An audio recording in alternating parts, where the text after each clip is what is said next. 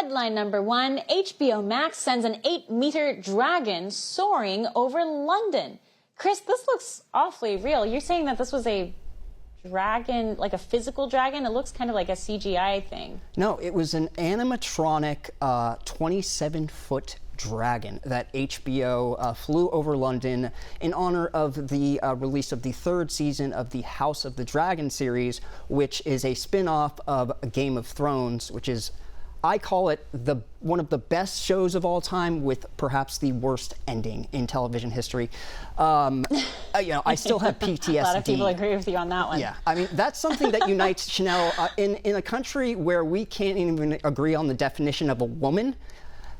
Game of Thrones, the final season, is universally hated. That is something that unites both left and right.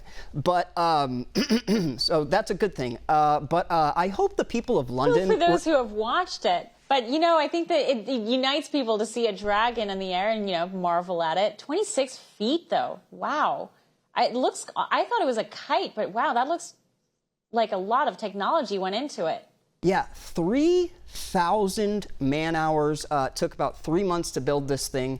Imagine working on that project and your buddy asks, like, hey, what'd you do, over the last 3 months? I built a dragon. What did you do? Built a dragon. I hope the people... Did they have to get special permits to fly over London? I'm sure they had to. Oh yeah, I'm sure they did. And I hope the people of London were given some kind of like public service announcement so they didn't think that some like lizard gain-of-function hatchling just burst out of a Wuhan lab and like a freaking kaiju and started flying over to Europe. But it was obviously done in promotion of the series, and seems like no one panicked. It wasn't a War of the Worlds situation where there was mass hysteria and people thought that it was the end times and we were all going to be burned. They weren't. Yeah, because not everyone has watched Game of Thrones, believe it or not, Chris. Not everyone has watched it. So to be drinking your coffee one afternoon and looking up and seeing a dragon flying, that could have been pretty shocking. Yeah. All right.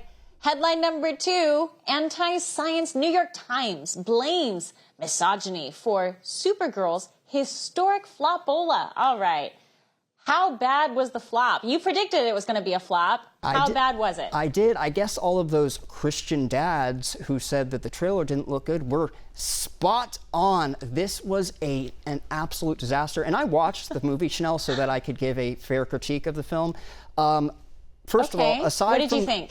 This knee-jerk reaction to blame the consumer is just so wild to me.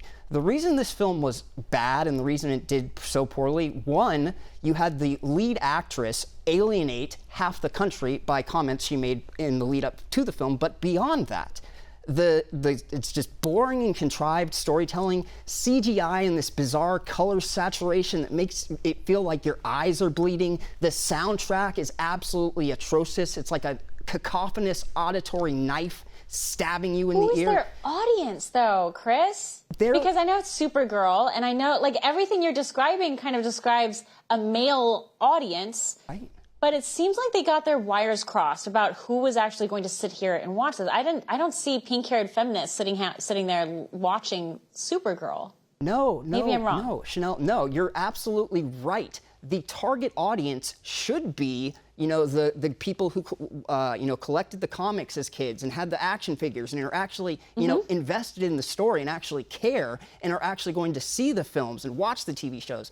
But Hollywood... Yeah, total mismatch of the audience. But I really think that this film, just the fact that, it had a $38 million opening weekend. Put that in perspective, in 2022, Morbius, which is considered the biggest superhero flop of all time, had $39 million opening weekend. So this could be the death nail for woke storytelling in... put that in perspective, though. $38 million is what they brought in. How much did it cost to make the film? The budget itself was, they say it's $180 million, which means, and that's just production, that's not marketing and stuff like that. So probably around $400 million.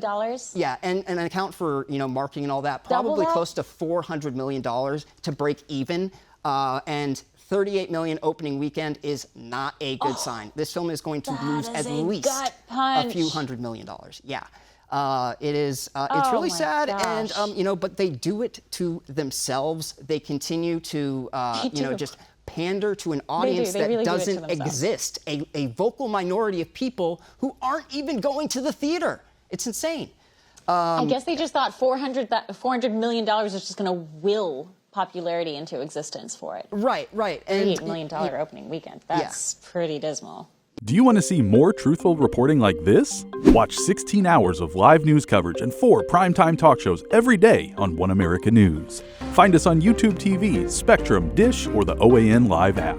When you want the news delivered straight with no noise or spin, choose One America News.